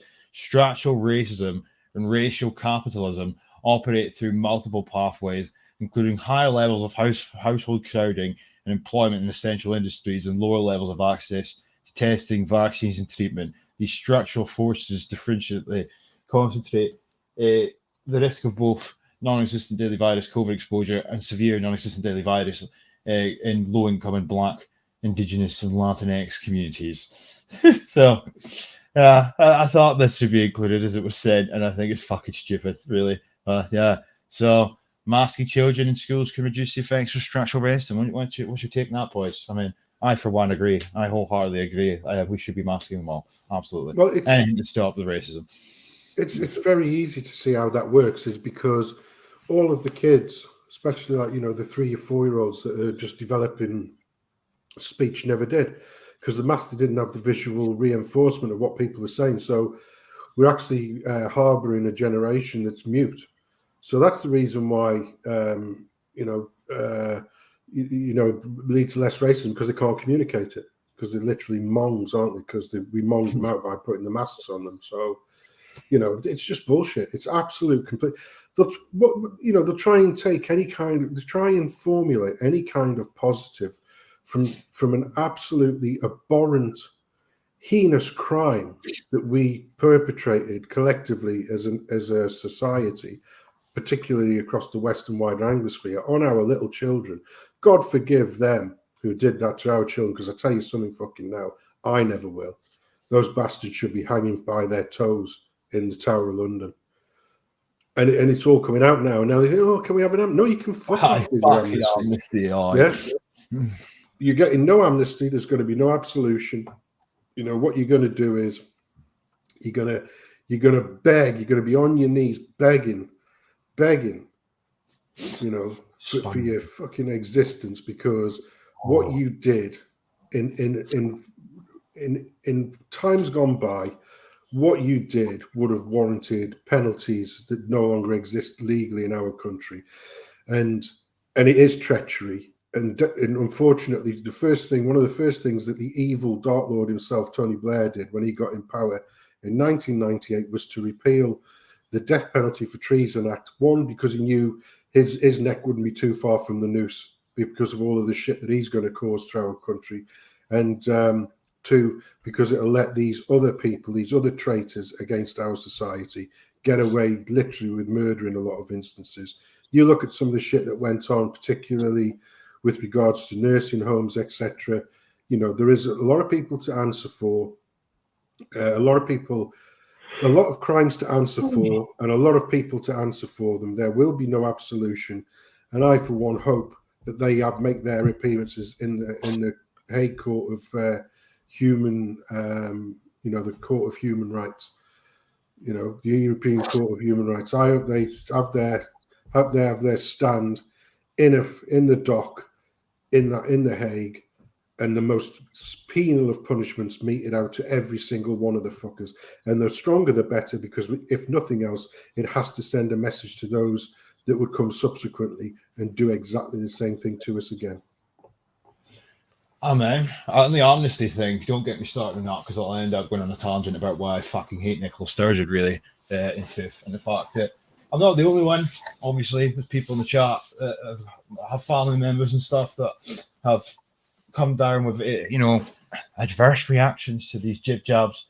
Or you might be somebody that's unfortunate enough, as myself, to have 2 cousins that have died after taking these jib jabs. So for that fucking bitch to walk about in her daft suits with her stupid haircuts and stand at podiums to talk about other things as if what the last 2 years didn't happen. No. She is going to get. They're all going to get away with it. But I've not heard her mention anything about an amnesty. But this talk off an amnesty in and of itself is really starting to irritate me, because they've already got off with it. Like, they've already got off the hook. There's no trials. There's none of this shit. It's not like they've been taken to court and held to account. We're getting away with it. And I honestly feel this talk of an amnesty is nothing more than humiliation, because there's nothing happening. Nothing is going to happen to these people. They got off of what they've done. So now they're just fucking adding salt to the wound talking about an amnesty. But that comment, where did it go? This here. The kids are literally sponges and these cunts know it. You know what? It reminded me of a video there, and I always do this. It's like, maybe Clive's right when he says I do have a touch of the autism. I always do this. I think of things. The video years ago, LGBT Youth Scotland, and this gay guy in the video, when they're trying to justify this grotesque education in Scotland. By the way, I mentioned at the start of the stream, Scotland, the first country in the world to declare climate emergency. Scotland, the first country in the world to implement climate reparations, as we're now calling it. It used to be Climate Justice Fund, now they've changed it to just all-out reparations. You can thank me later for the vindication. But they were also the first country in the world to implement enshrined in law LGBT education, which, as we know, has now begun to grow arms and legs. So I want to play this video again, albeit I played it years ago on my channel, and it has been included in the streams before. But just that comment there, kids are like sponges. Yeah, well, this guy says that. Don't you dare come in and yeah.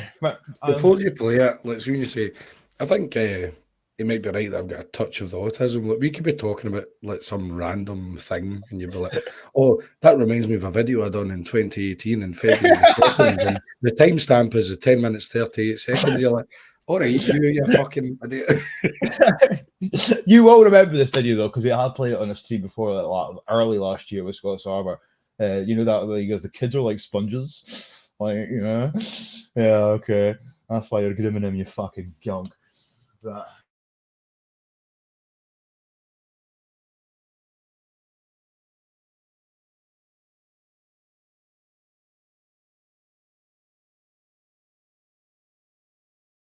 all unique. Some of us like to skydive, while others prefer to scuba dive. Some of us like to dress up. Some of us like to dress our dogs up. Either way, expressing who we are and being comfortable in our own skin is key to our own personal development. Endorsing diversity should be something we start from an early age. Teaching a young girl that it's fine if she wants short hair, to wear jeans, play football, or play in the mud. And teaching a young boy that it's equally okay to have long hair, like dressing up, to play with dolls, and play in the mud too, is vital in creating a safe and supportive environment for children. All children should know that there are happy gay people in the world, some of whom might be mummies and daddies, brothers, sisters, aunts and uncles. They should know that it's okay for two men... Wait, was it? It's simple. Who said gays can't be brothers? Like, oh, have you met this gay guy? And you're like, yeah, he's got a brother, Steve. What? He's gay and he's got a brother? you know, though, the really weird thing is, you see, when you said pause it, the last time I played this video, you said pause it, but for a different reason. But it was that fucking freeze frame with that wee lassie. Like, so I had to wait. Like, no pausing it there. Like, you did that the last fucking time as well. Fucking hell. Something about that section of the video twigs in your brain. Like, pause it. Oh, is it not a reaction we're doing? But no, honestly, I don't. I don't get this. Like, see, like my daughter, for example, she is more into dolls, prams, and that's not something we've drilled into her. She just likes that. But she also, because she's got a load of brothers, she'll pretend she's like shooting, or she'll be maybe a bit more into like the rough and tumble. But I don't immediately go, well, she's a fucking lesbian or she's a man in disguise. So let's start the process. They contradict themselves with shit like this, and they still do it there, because they say at the start, oh, it's absolutely fine to teach little Johnny that he can have long hair and play with dolls, etc. But then if little Johnny grows his hair out long and plays with dolls, well, fucking hell, we always knew that Johnny was actually Jessica. Well, Johnny, because gender's a social construct. Anyone should be able to play with anything. But if Johnny plays with dolls, he's clearly a fag or a tranny. Exactly. It makes no fucking sense. Right, let's put this. Right, here we go. And it will allow them to grow as accepting people in a world where diversity and uniqueness are celebrated.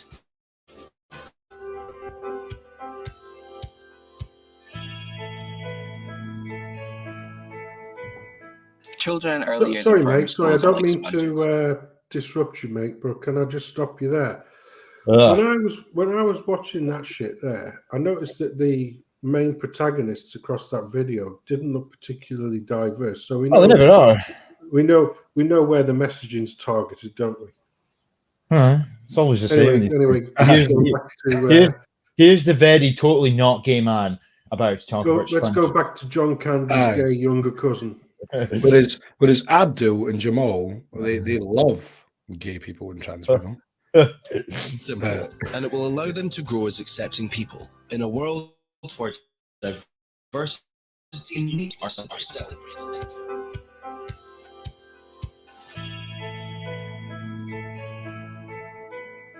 Children in early years in primary schools are like sponges. They soak up information at a fantastic rate. What they take in and the messages they receive and internalize at this age are vital in the foundations of becoming effective contributors, successful learners, responsible citizens, and most importantly here, confident individuals. For most children between the ages of 3 and 5 years old. This They're is, like again, sponges, Clive. Exactly. Sensum's point. This, was it Graham Ross? Is that his name? I don't know who that is. Whatever To be his name honest. is. Fucking His name is Specky Man. Graham's Ross. It's John Candy's younger gay cousin. Well, this is all about him, again, justifying his existence. Well, I was gay and I felt out of place, and I'm sure he wasn't fiddled with as a child. That never happens and makes people gay, but he's trying to brainwash the youth, as you say, sponges, to make himself feel better. And it's the same with the anti-racist educators. Aye. LGBT educators. One of us. One of us. Aye, exactly. Wait, where did that go? Where did that comment go? I need to get that comment. Come here now. Stop running away from me. Yeah, there. That's getting it right for every child. That's that fucking. That's what he was on about. Let me see if I can get back about it. Sponges. They soak up information at a fantastic rate. What they take in and the messages they Get on and the with it! foundations of becoming effective contributors, Effective contributors, successful learners, responsible citizens, and most importantly here, confident individuals. Confident individuals. Like that's all about getting it right for every child. Shit, and that's where the name person being derived from as well. That's what I was going to say. As we spoke about, the getting it right for every child is just the name person scheme in disguise. It's a more palatable version. It's the whole getting it right for every child is the same as calling something anti-fascist, anti-racist. It all sounds nice, and then no one goes beyond that kind of surface level. They just go, well, they want to get it right for children. They hate fascism. They don't like racism. They don't want gay people to get stoned to death. You're like, all right, that sounds okay. But when you dig even a centimetre deeper, it is just corruption, and it's all these egomaniacs making themselves feel better. Absolutely agree. Let's listen to a wee bit more of this shit, and then I'll turn it off. Don't worry. For most children between the ages of 3 and 5 years old, they start to develop their own sense of gender identity. For the vast majority of children, this will match the sex that they're born with. Boys will identify as boys, girls will identify as girls. For some children, though, this is when they start to identify with a different gender, or with both genders, or with neither gender. Being constantly placed in gender situations or having gender expectations forced upon them can be very challenging for all young people. What about the study that determined that the majority of female to male transgenders were heavily autistic females? That I know I've repeated this point a million times, but it's worth repeating. Is if you're autistic and you don't fit into the norm, and autism is a real thing, and that is one of the things that's on a mad spectrum. But if you're autistic, you don't feel like all the normal kids, and you've got this gay abused teacher telling you that if you don't feel like other children, you're probably trans. And they go, well, I don't feel like other children, so let's do irreversible surgery and have irreversible hormone treatment.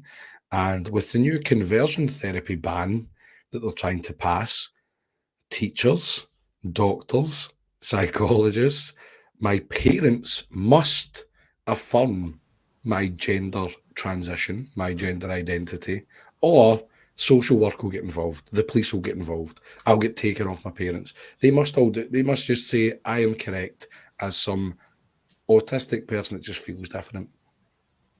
And then irreversible surgery happens, they end up killing themselves or being extremely depressed because that wasn't the fix-all. You're different because you're autistic, you're not different because you're a tranny. Exactly. Wait, so trans athlete caught as being a nonce. What?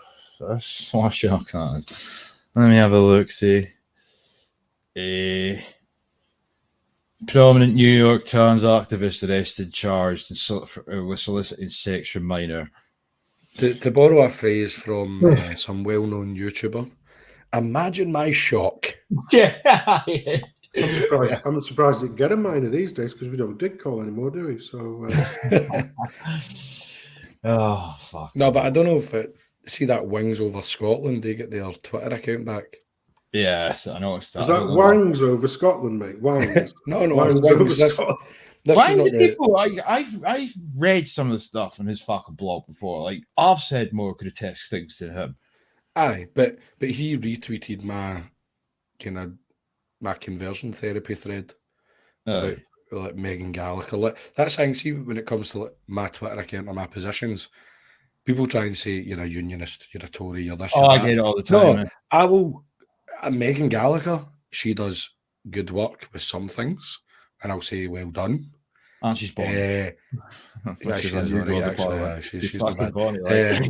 That is it Neil Harvey? He's the Alba guy.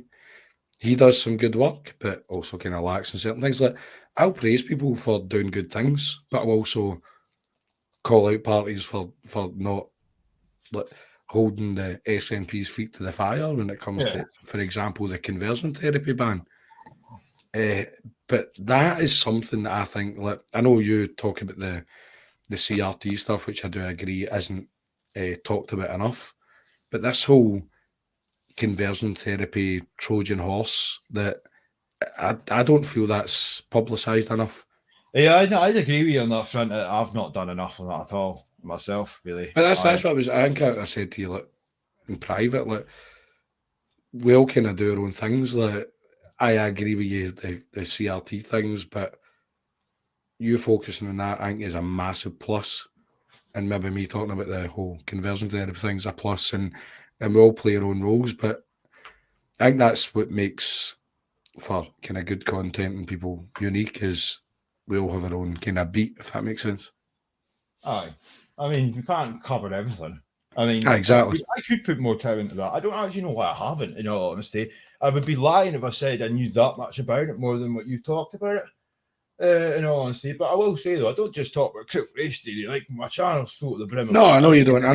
Like, I probably, to be honest, I probably cover too much. I don't put enough time into one subject. No, I've always said, like, I think you should have a main channel like this, and then a clips channel of like the important points like you want people to take away. So obviously, us as content creators, if you want to say that, like, we've got a lot to say. But there's also like key points we want people to take away, and see the amount of fucking digging you do, and the amount of like research you do on what the Scottish government are doing. See if you have like your main content, which is like at length, it's like say 2 hours, but then you clip the key bits, the hard hitting bits you want people to kind of take away. I think that'd be fucking brilliant, because not a lot of people have time to spend, like, say 2 hours here, an hour there. So condensing it for people that need to know, I think would be time well spent, because I need an editor and I need an assistant. Aye, that's what the right needs. The right needs funding. Yeah. I mean, you get fucking people that Hope Not Hate. I don't know if did you watch their their dramatized ITV? No, I did see it advertised. Mate, honestly, like, I only watched like the first, say, 20 minutes, and straight away, when you talk about dramatized, it was heavily dramatized. Where like somebody's went into like a Asian shop, a corner shop, and they basically said, "You're fucking backy bastard! You want to take over the country?" And blah, like, see the basically, it's the Islamic ray guns. See that clip that went about? It's like the ITV version of that, where it's just completely over the top bullshit that never happened, but they want to frame themselves as the do-gooders. Like, but they have all this funding, government and elsewhere, whereas the right that are trying to actually do some decent work, it's like you can hardly survive yourself. Never mind like try to pay somebody to help you out. I have all the BAMEs are blocked me on Twitter. I got blocked from them a long time ago, as it goes. All I did to get blocked from the SNP BAME network was retweeted their post after the council elections when they were all celebrating all their brown councillors. So I just put. I can't remember if you still go on their Twitter, because I've got an alternative account, right? If you go on their Twitter now, the photo that I retweeted is still their pinned post of them all celebrating. They've all got their thumbs up. Oh, look at us, we're brown and we won now. So that's all I did. I just mocked them, celebrating. I was like, we're told we're all one, but yeah. I can't remember how word it was a long time ago. I did screenshot it, I think. But effectively, to paraphrase, it was we're told we're all one all the time, but yeah, how come they're allowed to celebrate? Like they're all brown, and they fucking blocked me. And then after that, like Fatima Joji and all that started blocking me. So I mean, to be fair, I did pick a fight with Fatima Joji. I started getting a bit too big for my boots on Twitter, in all honesty. I only actually joined the platform to keep an eye on all these kittens that are all these educational institutions. But then when Big Bad Elon Musk was supposed to come around and with his free speech shit, I was like, all right, sound. I'll start playing, but I'll start biting now. And for a while, it was going quite good. Started to get what you need is an alt account that's got a BLM fist, and you follow all the anti-racist activists from all over, but not just Scotland, because that will be a bit sus. But if you're following all these like AOCs and all these kind of people, will then go, all right, he's not a plant, he's legit. An anti-racist activist. I will say though, one of the three of the two of those critical race theorists blocked our Twitters for a while. Proud of them. Nazut Utamani is back, so yeah, that's good. I managed to get some good content out of her page over the course of the weekend. One of which I did upload to my channel. I don't know if I should play that before we end actually, because there's no commentary. Because obviously the LGBT video played there is quite old, a few years ago. But I just had to play it when that guy mentioned sponges in the chat. But this video here, yeah, fuck it, I'll play it. I don't know if I'll play the whole thing though. I'll get to about. Yeah, okay, right, fuck it. Play that, and then I'll get your thoughts on that. Then we'll end this because we're hit the 2 hour mark, like nearly. So.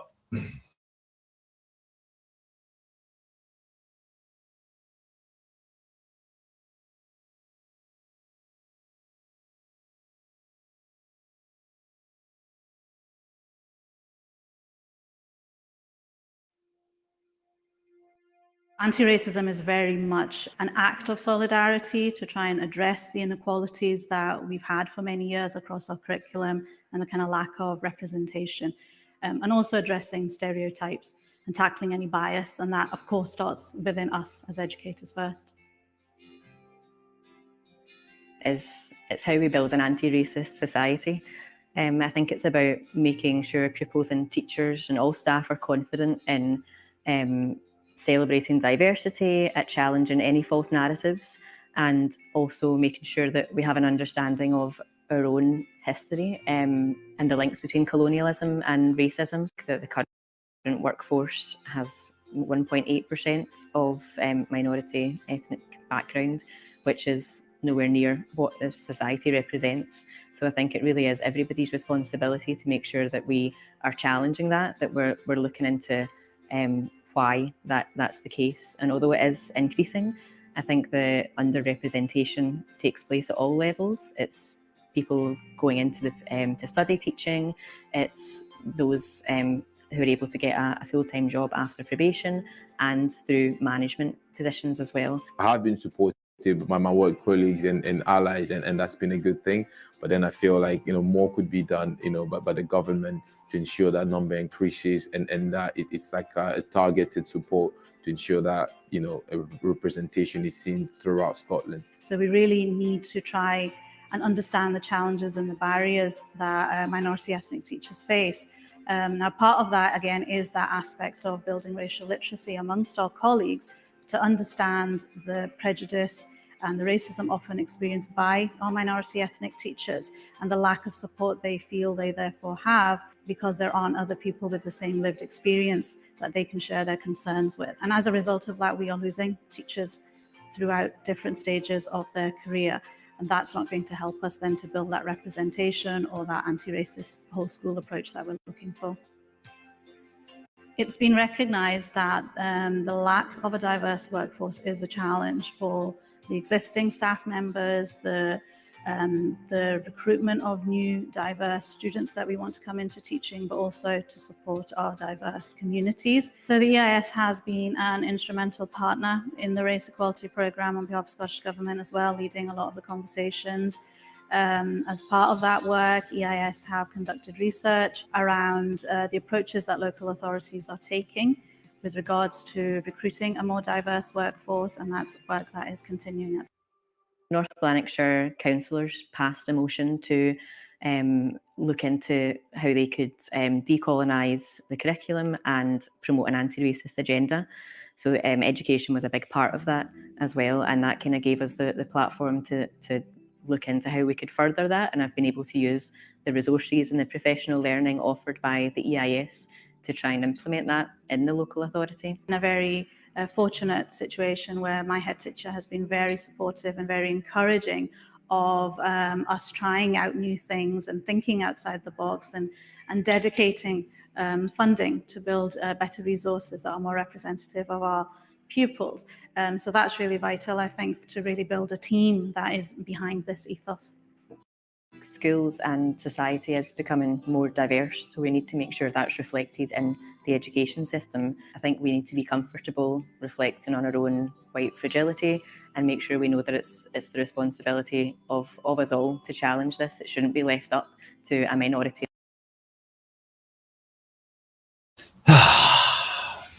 So what do you have to say to that, boys? White fragility, you know, just fucking white fragility. And I hate that. Oh, schools are becoming more diverse, so therefore we need, by extension, reparations. We need representation to reflect that diversity. It's a fucking joke. And if you have an issue, that's white fragility. Like, I'm sick of feeling like a lab rat. That's what it feels like. You know, like a lab rat. They've got an answer for everything. Like, so if you respond in a negative fashion to their shit, oh, that's just white fragility. We've got books about white fragility. You know, this is classic. This is classic from a fragile white man to have a problem with what's taking place here. And it's just fucking disgusting. This has gone so far past just going after me because I'm a cis white man. Like, I can take it. I'm a big boy. I think it's pathetic, really. I'm going to get called fragile or a cis white man by a bunch of wee gimps that look anorexic and a bunch of blacks that cry about microaggressions. That's fine. Say what you want about me. You're going after kids now. And I think that a line that was crossed a long, long, long time ago, but it's just getting worse and worse and worse. I mean, it's kind of worse than how you've just described it. It's not just if you're opposed to the white fragility argument, you're racist, you're horrible. If you're neutral, you have no opinion, or you don't know the way to get involved, you're horrible. You must embrace white fragility. You must go, yes, white people are fragile and we are basically born racist and it's inherent and blah, blah, blah, blah. You need to say all that because, as we know, it's not enough to not be racist. You must be actively anti-racist. So what that's saying is you must kiss the boots of these people or you're a problem. Whether you're on our end of the scale or you just don't give a fuck, you want to be this kind of liberal, I don't see colour and everything. Everyone's the same. Like, if you're that person, you're still an issue. So you need to kiss their fucking boots. You need to bend down and say, "Yous are amazing." I agree. Well, I don't agree with that, but I agree with what you're saying. Saying something about that, like. Well, like I say, it's all. I don't know why. Certainly, like I say, there's certainly accelerating aspects here, but I'd say, I'd say sort of by the end of the 80s and certainly up until Blair getting in power, people generally just got on. Like there's a world of difference between saying, you're a Philic or whatever, so you're pro or you're anti. It was sort of just middling along, because people generally got along. Well, there's a problem with that. There's a problem when people generally just get along, is because when people generally just get along, they can point fingers at the fuckers who are at the top of the chain. So in other words, the treacherous government bastards who are the stewards of our landmass, and then point beyond them to the evildoers, the globalist wank stains that are doing all this to us. So they couldn't afford for people to just generally get on, because if you've got a population that just generally gets on, then the elites are in trouble. Like they say, they get Ceausescu'd. You know, that's the way it is. So you saw a ramp up sort of from, and it wasn't even in the first couple of terms of Blair, but certainly by 2007, just before Blair was leaving to leave it in charge of Gordon Brown, we started to see these little niggles starting to appear. And then from 2010, it got a bit worse. But literally from Donald Trump and Brexit occurring in 2016, I think that all of this shit has been reactivated and weaponized against, you know, like I say, particularly in the States, particularly here, to sort of stir up all of those old tensions that had pretty much by then had pretty much sort of dissipated. And the problem is now that they're shaking the ant jar, you know, they continue shaking the ant jar. They're thinking, oh right, well, you know, we've got them against them and this against this. A lot more people are now starting to realize, well, hold on a minute. This is a much bigger problem now, because immigration is a big issue now. And it's getting worse every year, and nobody wants to talk about it. So this could back. I hope it spectacularly backfires on them, because, you know, they are pushing the acceleration side, particularly with regards to annexing funds, but also to try and split us into smaller and smaller groups. But there is, you know, we are still, as it stands just at the moment, we are still a majority nation. We are still a vast majority Christian. And we are still a vast majority straight, you know, heterosexual. So all of these, we still are the majority. So the only thing we have to do is we need to start flexing our muscles the same ways that these other groups are doing. You know, literally just call them out, call the bullshit out. Don't be afraid by the labels that they choose to give to you, because they're meaningless anyway. They're completely and utter meaningless. You know, oh, you're a bigot. Yes, I am, based on your judgments. Then yeah, I am. Yeah, okay. Happy to accept that. Yeah. Well, bigotry now is like you accept that biological reality exists. So like the labels they accuse you of is forever expanding. Like, where is it going to be in fucking 4 years? But no, I know this is. You've said it yourself, DJ, but I don't dislike other groups. I don't hate people. Like that's just not what we my left game. the fuck alone. Aye, it is one of those, just leave us alone. And I've worked with a million different groups, whether you're Polish or Pakistani, you're this, you're that, and we'd all have a laugh. Like, I always remember going to like in my old job, you'd go to, let's say, the canteen, and I'd say to the Muslim boy, I'm like, listen mate, I'm going for a roll and bacon, you want one? They'd be like, oh, fuck off, you prick. Like, it'd be good banter, like, it'd be funny. And then he'd come in with like a new product, say it's like hair gel or something I've never seen before, and be like, what the fuck's that? Where'd you get that? And he's like, oh, my dad's shop. And his dad doesn't own a shop. Like, it's just a funny stereotype. We're having a laugh. But the issue is that the reason the state and the powers that be have moved from integration, we want them people coming in and integrating and being like one of us, to multiculturalism, is because when it was in small numbers that came in, they could assimilate. We could all get on. We could have a laugh, and we weren't focused on differences. It was just, well, this guy's from here and he's came here and he's wanting to be like us, and nobody had any issue with that. Maybe get a small group that would go, no, I want everything being 100% pure, which is not the majority.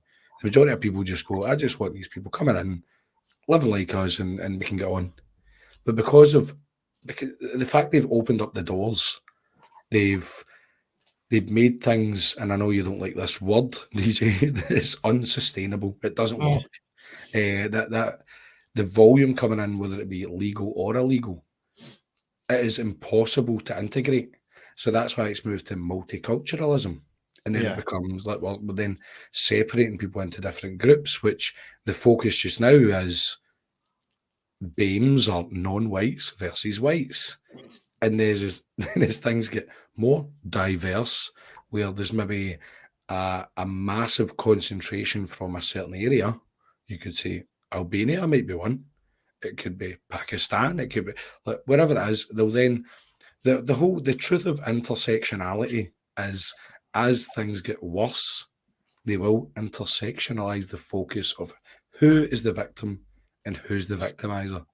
Yeah, well, as well, I just want to add on what you were saying. They've even gone the anti-racist types, the critical race theorists, and whatnot, they've gone a step further now, and they say that, like, obviously it's moved to multiculturalism now, but they've gone a step further, and they say that any talk of, we played that video a while ago, mind, the Khadija Mohammed saying it on the stage at that anti-racist shit in Glasgow, but she was saying that, and she's not the only one, that if to be in favour of advocating for integration now is racist in and of itself. So, like, because back in the days, you say it would have been all about integration because it was smaller numbers and whatnot. And I still don't actually agree with that anymore, really, because we could roll this back to a certain. I'm going on a tangent as well, fuck's sake. But I have to say it now to my head. If they just rolled it back a bit and said, "Oh well, you were fine when they were integrating, so we'll just lower the numbers back to manageable levels, but this is going to continue. You're still going to get outbred, so no, it's got to stop."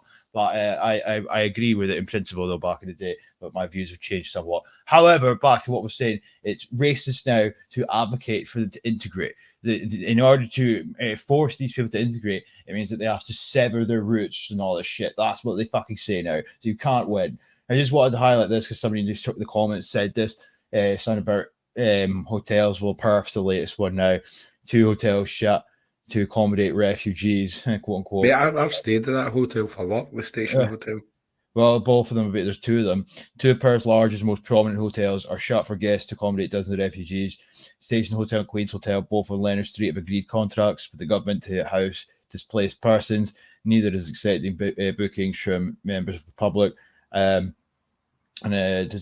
hope I said this. I don't know if oh, wait, here we go. It might be. At one stage, both hotels were occupied by refugees, but it didn't persist for long because the Station Hotel closed down in May due to refurbishment. There were up to 50 men placed in the Station Hotel by mayors, the agency tasked by the UK government with providing accommodation. I don't think the accommodation is ideal, but the council's worked hard and positioned positively to try and support those who are staying here. Nationally, there's huge pressure on accommodation with the combination of Afghan, Syrian, and refugees, as well as the UK dispersals program. Yeah, well, half of them are fucking, most of them ain't from any of the aforementioned countries there. But yeah, so that's the latest in the hotel front. Like, oh yeah, just while I'm here though, you can give my Telegram a wee sub, like most of 800 now, like, I mean, see, while you're here, see anyone that's watching this that is not subscribed to you, they need to subscribe, because you're, as I said, my Telegram, you're a ball hair away from getting 2,000 subscribers, and I think that you deserve it. The amount of pain you go through listening to all this, the Scottish government, like in Parliament, you're reading through fucking ridiculous amounts of documents. Like, see if you think there's an issue with Scottish politics or politics in general, you need to subscribe to this guy. And as well as that, like, when I talked about the whole, 3 away, the Woodlanders in here, I know he's just got 9,000, but promote resisting the lies. He's a good lad. But the whole, what you do is, you do things. I've not really got. I've not got the same time as you do, because I've got a fucking massive family. But see the amount I learn from what you do, it's mad. Like, so. Right. You can just drop the autistic. It's like I'm not autistic. I've maybe got ADHD, but I'm not autistic. So he does what I can't do. But no, honestly, if you're not subscribed, just click it, because when I was talking about the whole conversion therapy thing, that's a thing that's getting heavily pushed by the Scottish government. Multiple activists that are not just speaking to Nicola Sturgeon, the SNP, to try and push this conversion therapy ban. And to anyone that's maybe not listened to me talk about the conversion therapy ban, the conversion therapy ban is basically if you do not promote your child's gender identity, which if your kid's indoctrinated at school to say, if you feel a wee bit different, you must be the opposite sex. And if you don't accept that, you could potentially face consequences from the police or social services. And that's what the activists are saying in the Scottish Parliament, the witnesses they interview. And they want to be more extreme than any other country that's had this conversion therapy ban. But all these people that are dealing with Scotland at the moment are also talking to the British government. So England and Wales, you could face the same fate. And it's good to listen to what's going on in Scotland, because I do believe we are the kind of test case, the dummies. If they face minimal resistance in Scotland, they know it can be passed in England and Wales, because it's basically a dip test, isn't it? It's the way you check your oil. Yeah, I mean, I have to start doing a bit more than that. I think I just want this. Hopefully, when the critical race theory stuff, if I can get more people speaking on that, I think PA Scotland are planning on doing something soon. And hopefully, I appear on David Clue's stream midweek. If anybody hasn't seen that, I did put that on my channel, my appearance on UNN. Hopefully, I can get some eyes on it, because that's if I can get because it's felt like pressure at times trying to do that by myself. So if I can get other eyes on it, then it gives me more time to look at other things, But on that note, you done brilliant on UNN, by the way. I know you were saying to me you were a bit nervous and I was shit. You didn't know how it would go, but honestly, mate, you smashed it. It was really good. It felt natural. It was very good to listen to. So if anyone's not seen it, it's worth checking out. I think it's really helped though, because he's a good interviewer. It wasn't really an interview, really. It was more a conversation, but a good conversationalist, and that helps. You know what I mean? Aye, David Clues, he's very experienced in what he does. So, if there's any potential for conversations drying up, which didn't happen to you, but he's great at jumping on and moving things on in a way that doesn't seem forced. It's very natural. So, he's very good at what he does. No, I agree. And on that note, we've reached past the 2 hour mark, and I do have a Jack missile that's unwell, so I'm going to have to. Normally, it's my excuse that I'm working in the morning. Still have work tomorrow as it goes, but I do have an unwell dog. So, sorry, but on that note, if you've got anything to share or plug or whatever, I'll just go around. Start with you, Mr. Saxon. No, I've got nothing this week, mate. No streams on the Tuesday night? No, I've been busy, unfortunately. So I haven't been doing anything through the week. The next time I'm probably going to be on Bonnie Light's channel either on Friday and or Saturday. At the weekend, I'm knocking up. Well, I'm thinking of doing a Christmas stream, but it'll be Christmassy stuff. It won't be rage porn. It'll just be a nice Christmas card, sort of little nice feel, bit of music, and basing it on the Nutcracker. So hopefully, like I say, it'll take a little while to put together, which I'm quite enjoying, to be fair. I started on this weekend, but yeah, it is, yeah. Right, So fair enough. I'm not going to let Clive after that R4D. Why don't you try and speak, Clive? Because I figured out that I can mute you. Go on. Why don't you speak? Oh yeah. Hello. No, fun with that. What? I can't hear you. What? Love you, bye. I don't even think that works. To be fair, I don't know. Anyway, right. On that note, I don't really have anything to plug either. To be honest. I have no idea. I do have all that critical race theory stuff. That's like 6 hours worth of bullshit, and I can't bring myself to go through it. But I might as well take advantage over the next few days before my insomnia kicks back in. So wait! You've just reached 2,000 subscribers. Have I actually? No, I'm kidding on you, dick. You're a fucking dick. To be fair, the way YouTube works, it'll go down to about. I'll lose subs by tomorrow, probably. But aye, on that note, adios, and until next time, don't do anything I wouldn't do, which ain't very much in all honesty. Oh yeah, Millennial, that's on. I never get invited on there. I don't know. I don't think he likes me. Hey ho. On that note, bye bye.